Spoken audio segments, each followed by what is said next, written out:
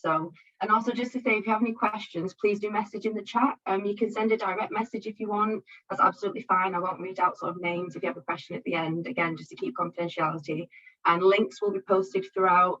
And I'm going to share these slides with everyone at the end. So yeah, that would be great. And thank you so much again for coming. So this session is on career planning with a disability or health concern.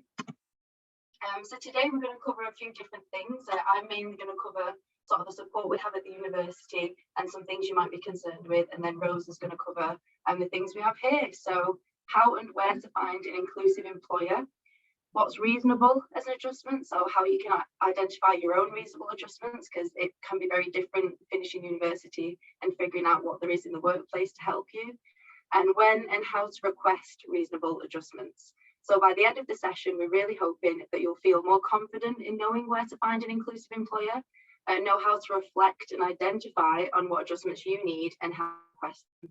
And also that you have answers to any of your questions.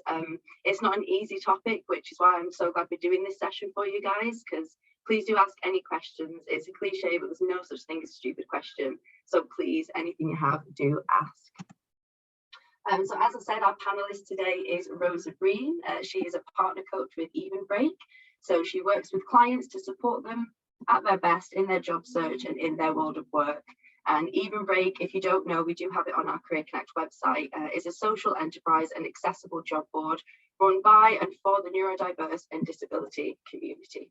And that's a link there. Again, the slides will be shared, so you will get that afterwards.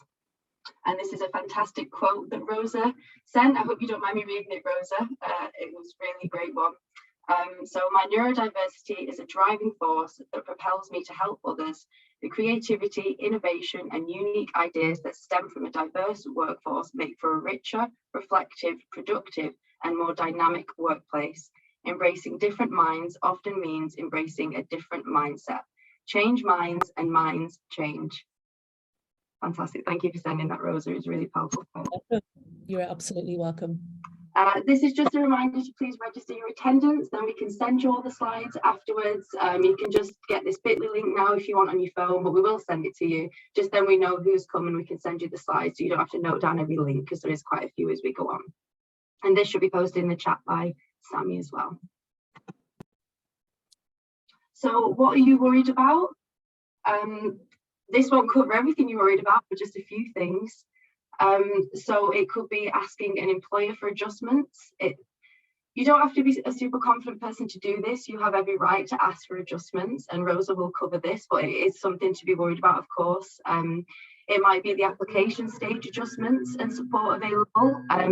Some don't know that you can get support at an application stage. You don't have to wait till you've signed a contract in the workplace. You have more than rights to get that earlier. There might be nerves around disclosing a disability or health condition, or discrimination due to disclosing. You might worry that you shouldn't stay because of the job. You might worry they'll know and not want to hire you, things like that. It could be finding the right employer or accessing support now. So I'll cover a bit about what we can offer you at the university before you go on and leave us, but we do still support you for 2 years after that. So if you do have these concerns or any others, we are here. So these are some resources. Hopefully you recognise that screen. It's completely fine if you don't. So that's a few things we have online on disability and mental health. As you can see along the right hand side, we have a lot of YouTube videos on sort of making applications with a disability, transitioning to employment with a disability or health concern, all sorts of different things. We have support and advice, and you can also book guidance appointments to discuss career issues for students and graduates relating to your disability. So a lot of you probably know that you can book them anyway, but we have a special separate appointment for if it's for someone with a disability or health concern. So it's a longer appointment, and it's guidance and tailored advice for you and for your concerns around that. So you get very specific help with that. We also have our partnership with Employability. So hopefully you've heard of them, it's fine if not. So we partnered with them to ensure that as a University of Manchester student or graduate, you can access support and advice for a barrier-free recruitment process for any and all applications that you make. So there's lots of different things Employability can help you with. So you can get individualised advice and support about adjustments for recruitment, information about your rights, support you with your specific application.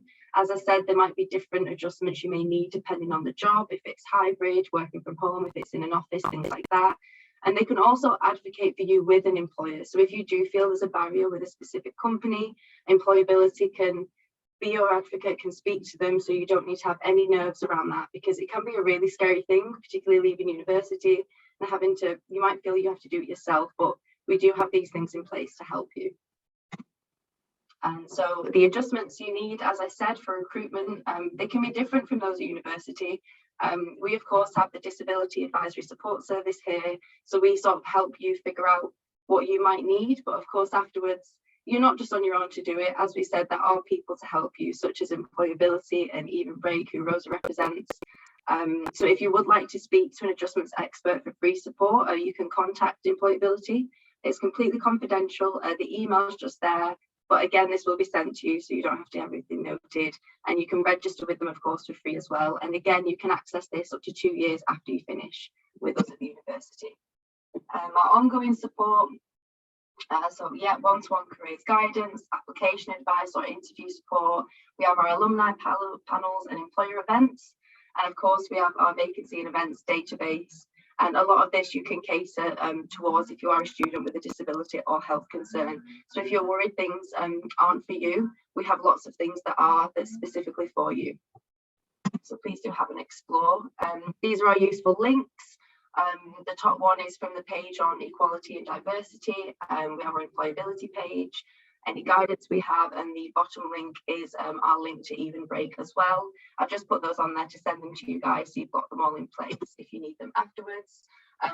This is a screen all students swear they know, but it's Career Connect, it's fine if you don't. This is just what your screen looks like to book an appointment, so hopefully you can see the appointments tab and the books tab at the top. This is just where you can find everything you need. And again, when you book an appointment, in the drop down bar you can select a careers guidance appointment for a disability or health concern. So please do utilise that. They're really fantastic appointments. Again, everything is confidential and it's tailored advice with a qualified careers consultant, and they really are invaluable, and they're to help you with any question. You don't have to go knowing all the answers or even knowing what adjustments you might need. It's to really explore that. We also have our graduate careers network. So this is a great thing on LinkedIn. There's the QR code, and Sammy will post that link. You can connect with other recent graduates, find out about careers related events, gain and share employability tips, and also follow disability confident employers. And we have a lot of alumni on there that are very open about being in the workplace with a disability. They give lots of really great advice and tips. They always love getting a message from students asking them about it. So please do join that. It's a really great way to stay connected to the university after you graduate. Thank you so much for listening to my portion of the presentation. Again, if you have any questions about any of the links or appointments or anything at all, please do post it in the chat. And I'm going to hand it over now to Rosa from Evenbreak, who's got some fantastic slides for us. So I'll stop sharing, Rosa, and then you can. Thank you, Keely. I'm just going to start sharing my screen. Bear with me 1 second, folks. So you should start to see my screen. Can everyone see that? Yes. Testing, fantastic.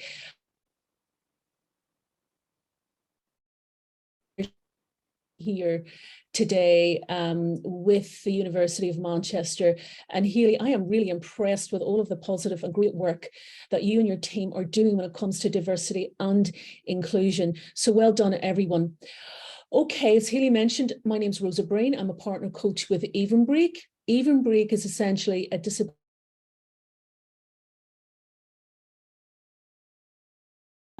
connects those to disabled and neurodiverse job seekers.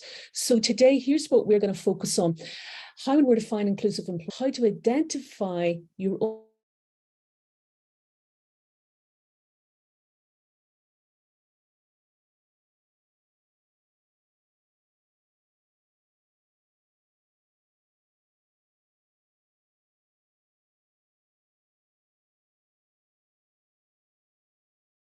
the voice enablers.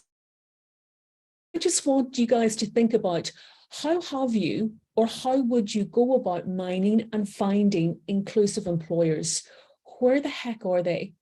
You know, we did a recent survey at Evenbreak, and one of the big bugbears for job seekers was they didn't know where to find those inclusive, those really inclusive employers, you know, the ones that don't just talk the walk, but actually walk it. And so I'm keen to understand where or how you might go about finding an inclusive employers. Go about it. This is a good question to think about as we move through the rest of the PowerPoint, right? So first of all, spotting inclusive employers. Where the heck do you find them? First of all, I'm going to give you tip one, and that is to do your own research. So when we talk about research, the first thing you might want to do to identify and work out what your personal work values are.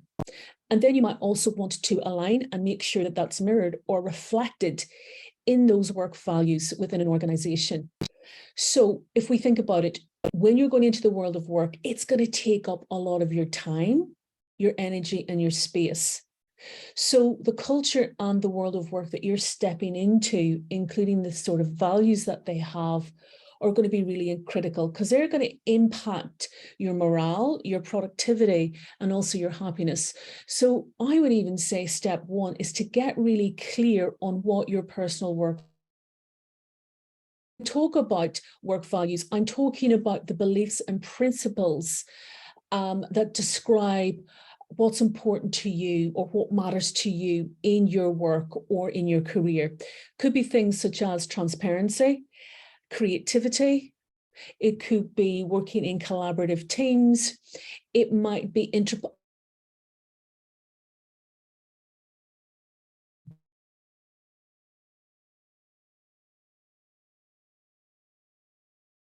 to make sure that your values are reflected.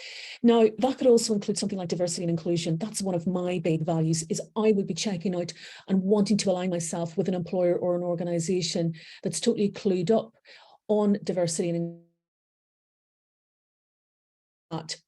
Here's the second thing you might want to do when you're doing your research, is to think about employers, to check out and identify those employers who are truly committed and have bought into diversity and inclusion. What's their approach? So here are just some signs that allows you to be able to identify and spot those inclusive employers. Check out their website, in particular, their mission statement or their About Us section. What are they actually saying about diversity and inclusion or disability awareness?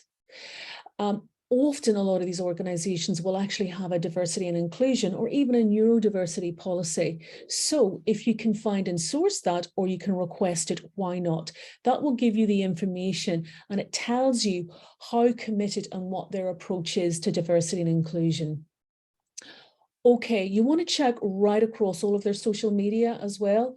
So their LinkedIn profile, their job advertisements, and we will come to that a little bit later. But here's some other signs that will give you insight as to whether they're an inclusive employer. Have they won any disability or neurodiversity related awards? Are they a disability confident badge? Maybe they're a member of the Business Disability Forum. I will talk a little bit later about what a disability confident employer is. But essentially, it's a government scheme that empowers employers to think more positively and actively about taking action, especially when it comes to recruitment and retaining and developing neurodiverse and disabled workforces. The Business Disability Forum is an organisation, it's a non-for-profit that's goal is to transform the way we think about disability. And it has over 450 employers that represent about 20% of the workforce. So you want to see if they have those are signs that tells you whether they are diverse and inclusive. Here's another telltale sign. Often a lot of organizations now have disability net in their organization that's actually driven and run by the employees themselves. So these are just some telltale signs that allows you to work out. So we're going to continue on to the next slide. So tip 2. Does the employer have an inclusive recruitment and hiring process? That's really important. And one way in which you can find out if they do or not is right at the beginning of their hiring process. So the job advertisement itself. In the job advertisement, usually top or the bottom of the job ad, there's a little bit of information that talks to if they're disability confident means for them. Now, so the job adverts need to be inclusive, they need to be open, and they need to be transparent and also welcoming. So they'll have these welcoming statements that tells you that they are a disability confident employer. They are welcoming of disabled job seekers. So that's another key to watch out for. Okay, so you want to also tap into disability job search websites. And what I've done is I've just pulled together a collection of job sites for you. So it's suffice to say that any employer who's advertising across these particular disability job search websites means that they're open to and they are actively looking for disabled or neurodiverse graduates or job seekers. So here's just a few.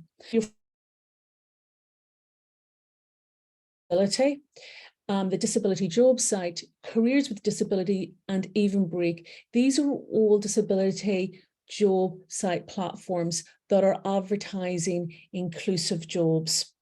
So the next one is Podium, and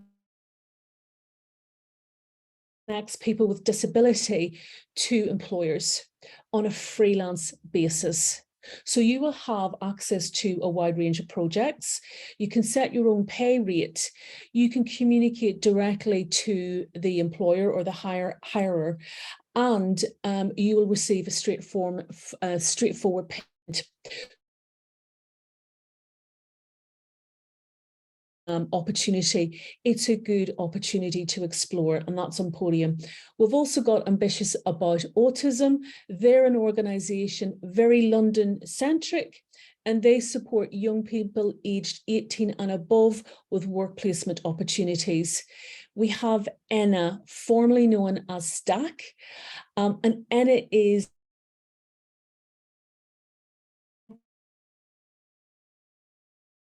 to the neurodiverse, and they have a very interesting program called the Change 100 internship program. So what they do is that they offer access to professional development. They offer bespoke internship, also tailored online professional development support. So you might want to check out Leonard Chestard's Change 100 internship program.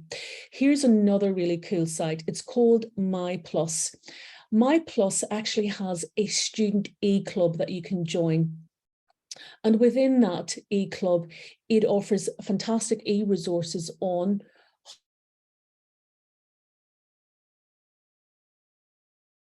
to ask for reasonable adjustments and how to work out what your reasonable adjustments might be. So I'd highly recommend it, because this is actually a dedicated site for students and graduates. We've also got Creative Access. Creative Access is a job vacancy site that also advertises internships and graduate opportunities, but it's not just for the disabled community. It also opens this up to other underrepresented groups. So we're talking about lower socioeconomic backgrounds and BAM groups as well. And this is really suitable for those of you who are quite creative and looking for creative opportunities. Disability job search portals and websites that are already embracive and have employers that really want to connect with you and who are open to welcoming people with disability or neurodiversity into their workforce. So You also want to narrow your job search. So here's something. Why not conduct an online programs or workplaces that specifically employ people with a disability?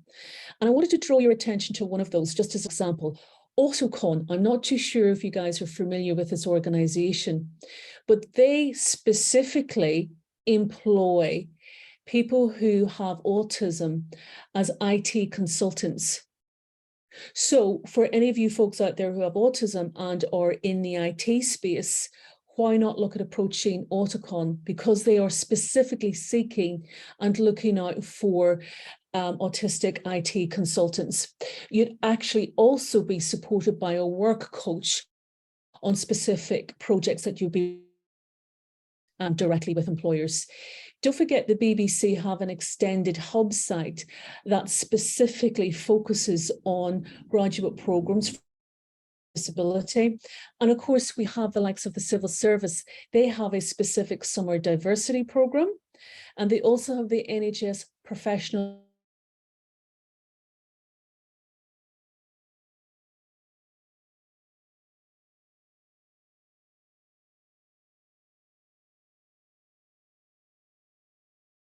you can find those workplaces and those employers who have specific graduate programs or opportunities for people with disability.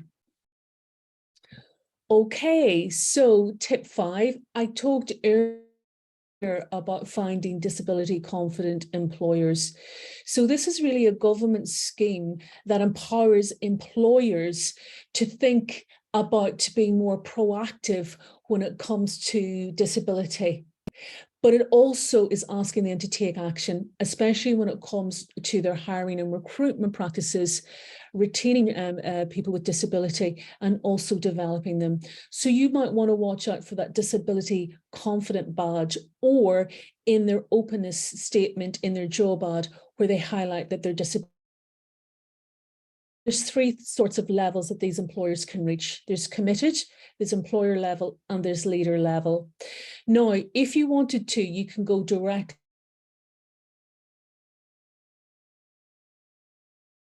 of work and pensions, find a whole list of disability confident employers. You can do that by downloading or viewing online the list of employers that have signed up to the Disability Confidence Scheme. And that's just another way of finding inclusive employers. So,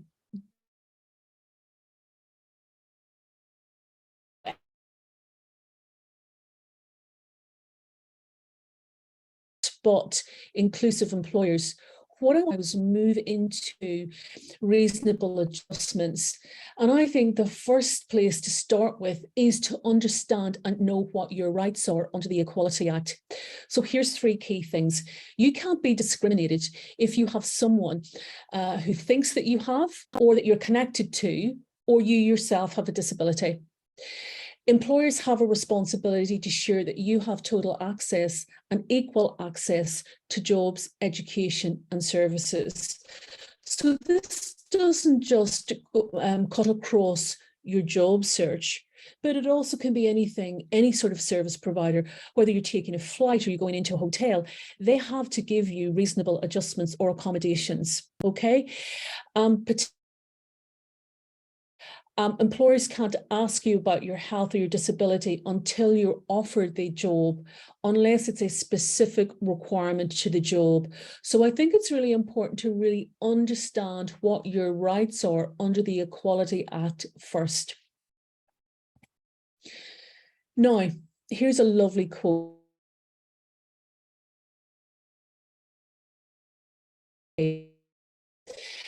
And she says that are not about getting a competitive advantage, but it's really about leveling out the playing field, right? It's not about putting you at a distinct advantage, but it's really about ensuring you're given the chance to confidently perform to the best of your ability throughout the recruitment process and beyond. And I think that sometimes we often have this feeling that we shouldn't, or that we can't ask for those reasonable adjustments. So equal access, and that you are well within your rights to do so. And it's really thinking about how can I be at my best, or how can I perform at my best right across that recruitment process, from job application, onboarding. Let's move on. Should or shouldn't I share? So if you think about it, disclosing your disability is going to be a very, very highly personal thing. It's a deeply personal decision to you. So what's often right for you may not be right for another. But the most important thing, it's just got to feel right. You've got to be comfortable about wanting to share. And I use the word share instead of disclosing, because disclosing sounds like it's some sort of secret that you're unleashing, but sharing just comes across as more equitable and more open, right? So there's definitely no one size fits all when it comes to not just sharing or requesting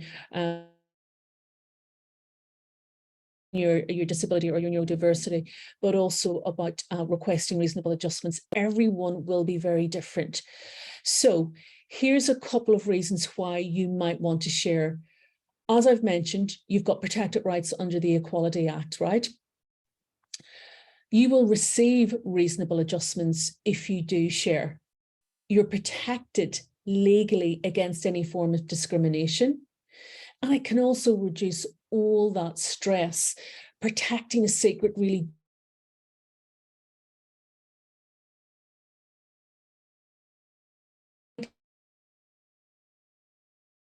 remember when I actually was in a box to take it to you or not, and I just started to freak out.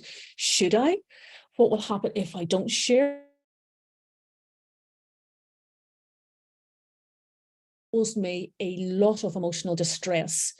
So sharing up front means that you are protected, that you can self-advocate.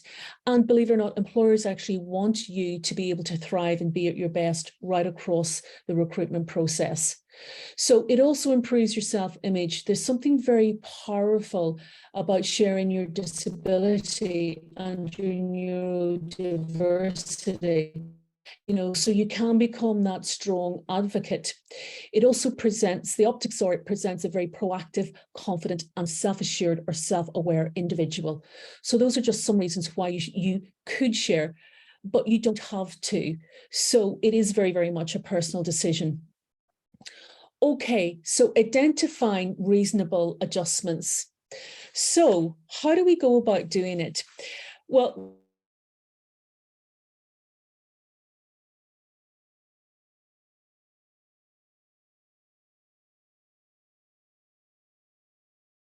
reasonable adjustments aren't just about getting that extra time in an application form or asking for an extension on a deadline. If you think about it, reasonable adjustments typically fall into three key areas. Accessibility. So I'm talking about technology accessibility. It also refers to mobility. So your ability to access a building, etc. And then the other thing that reasonable adjustments often refer asking to change in the recruitment or hiring process. So usually it cuts across those three key things. So here's a couple of tips to think about before you actually start your job search or begin your application, is work out what you actually need. What will help you to thrive throughout that recruitment and hiring process? So start off again with some research. Research their recruitment and hiring process or their assessing process. You want to consider the type of assessment, the structure of the assessment, and what's actually required of you to perform in that instance. So if you think about it, there's lots of different types of ways in which an employer is going to assess you. A phone call, online interview, face-to-face interview, and assessment center. And each of those are all very different. They're structured differently. So therefore, the reasonable adjustments that you will be wanting to request may be different based on the type of assessment. So have a think about that. A really good question to start off thinking about is, what do I need to demonstrate this process. How can I do that? You then want to identify the key adjustments that are to that job or for that specific interview or assessment type. If you're not sure, there's an absolutely fantastic site called the Jobs Accommodation Network. It is an Americanized website, but it allows you to search for your particular condition or neurodiversity or disability, and it actually gives you ideas on what to ask for and also strategies when it comes to seeking reasonable adjustments or accommodations. So I'd highly recommend that you check that out. It's called the Jobs Accommodation Network. Other ways to sort of work out how to identify your reasonable volunteering that you've done in the past. What were those barriers that you faced? And on reflection, if those barriers, how could that have helped you? So as we move on, so positively framing your disability and neurodiversity. When should I discuss? Guys, you can discuss at any point over the recruitment and hiring process at application stage. So here's an example of what you can ask for. You can ask for an extension on the application or submission date. You can seek a British Sign Language interpreter. You could ask for the application in an alternative format. You could apply in an alternative format, because sometimes, often you may have to apply online the employer's application process, and sometimes that can feel a little bit clunky, or it can be cognitively draining for you. So if you wanted to, you can simply request an alternative format.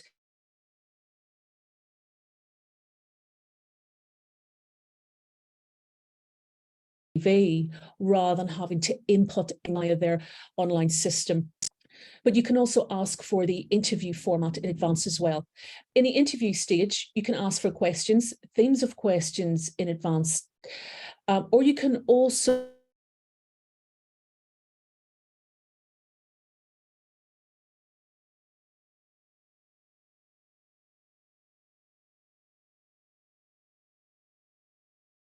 such as structured conversation, and a structured conversation and authentic way. It has that back and forth in conversation and therefore feels a little bit more equitable.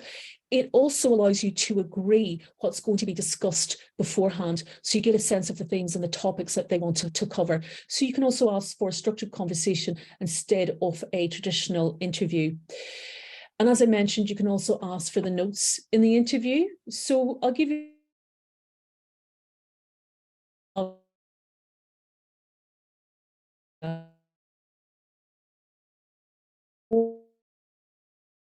I have short-term memory challenges, and so it's really ask the interviewer if they can repeat the question, or instead of asking double-barrel questions, to really reduce down the questions into very simple questions that are very clear, and to ask it one at a time rather than a big essay of a question, because I will forget they've said it. So, it's really about understanding how your neurodiversity or disability shows up. What are the barriers in that recruitment process, and simply requesting that they be removed through asking for some reasonable. To the assessment stage, if you're doing online assessments, you want to make sure, especially if it's a away day and it's a half day or a full day of assessments, you can always ask to take breaks in between each of those assessments. If it's an online and numerical assessment, you can ask for more time, and anywhere up to 25% is considered okay to ask for. But you can also ask for it to be untimed, or you can ask for that online assessment again in an alternative format. Now, these are just some examples of what you can ask for throughout the different stages of the recruitment and hiring process. But remember, you are all uniquely different. You will all have different challenges, and therefore you'll all have different and specific. So as I mentioned, very important to get clear and understand what adjustments are best suited for you throughout each stage of the process. So I hope that's helpful. Now, once you have identified what your reasonable adjustments are, you want to craft an openness statement. You want to have a little checklist put together. And here's a little formula that you can use. It's called DICE, D-I-C-E.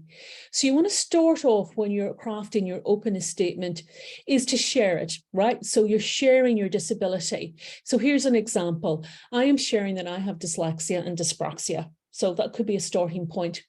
The next thing is you want to move into the implication of your neurodiversity, disability, or condition for their recruitment process.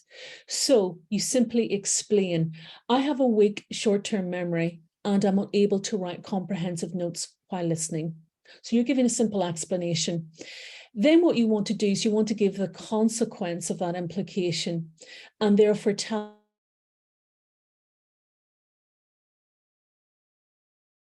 I will need to have handouts and I'll be able to record conversations. I may also require additional time. So this is just a very simple process that you can use. Be prepared to explain your condition, but you do not want to give your total medical history and you do not want to go into the minutiae of it. You simply want to explain what the challenge or what the barrier is in their recruitment process and how you would like it to be removed through the form of a reasonable adjustment. So the E in this formula is to be prepared to explain, to educate, because guess what? That employer or recruiter is not going to know everything about disability and neurodiversity. Their expectation is that you will be able to answer, you will have the answers, and you will be able to know what it is that will help you thrive in the recruitment and hiring process. So it's really important to get clear, understand what specific reasonable adjustments are that you need and advocate for them.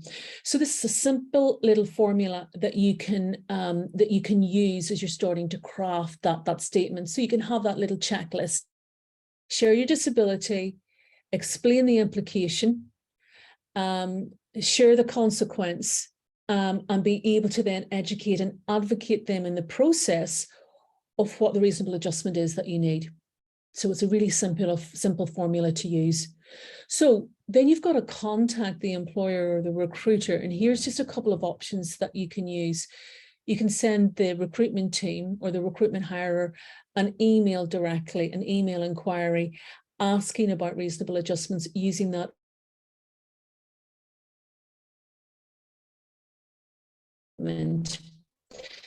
You could speak to the recruiter or the dedicated disability contact in that organization.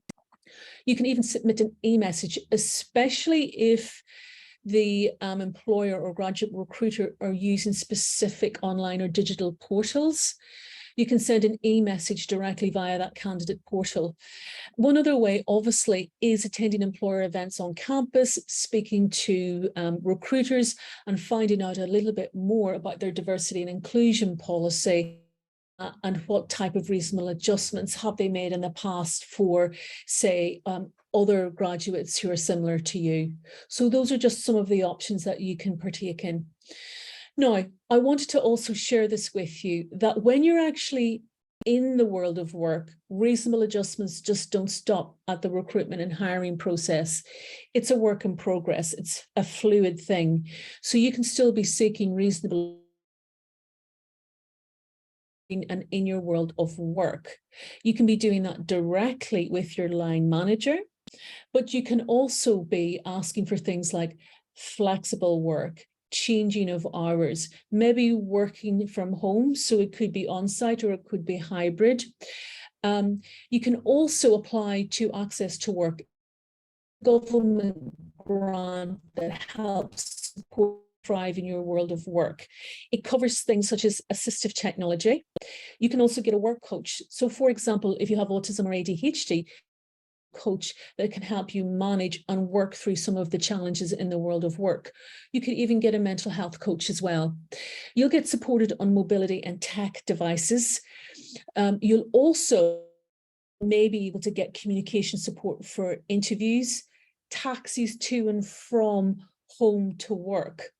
So access to work is a fabulous grant to use. You do not have to pay for anything, nor does your employer. If anything, the employer may have to pay up to 20%, but they will get reimbursed back.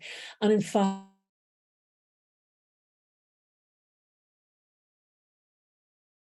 really welcome and encourage them actually access and apply to access to work. So that's something that I highly recommend that you do. You need to be supported as you're in and on the job.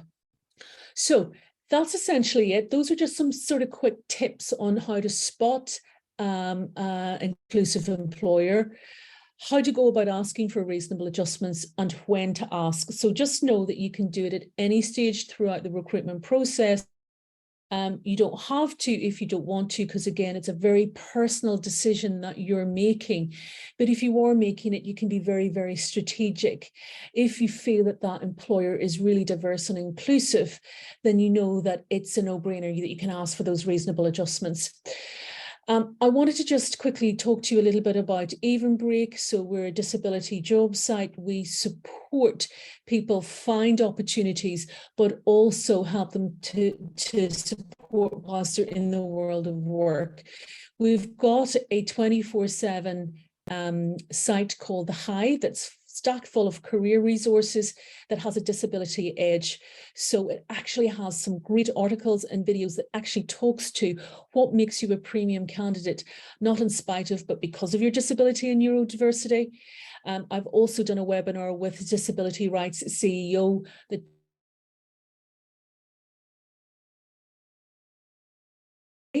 which is about asking for reasonable adjustments and knowing your rights. So please feel free to go to the Hive section of Evenbreak, and it's www.evenbreak.co.uk. You'll find lots of career support tools, information, videos in there. That's it from me, Healy. So I don't know what our time is. I'm just having a quick look at the clock, but if anybody's got any questions they want to ask me, they're more than welcome to do so. I think we're about 2:45 at the minute.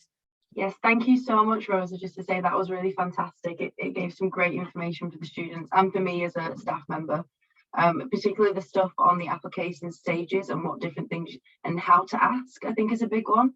I think from my experience with students, a lot worry about what it is you actually say to bring it up if you do want to directly get in touch with them. So I found that bit particularly helpful. So thank you so much for sharing all your knowledge with us today. You are more than welcome. I'm just going to close that down. Yeah. Stop sharing so people can see my face again. Yeah, so if anyone has any questions. Oh, sorry, Rosa, I think you lagged a bit then. That's okay. I'm having a little look.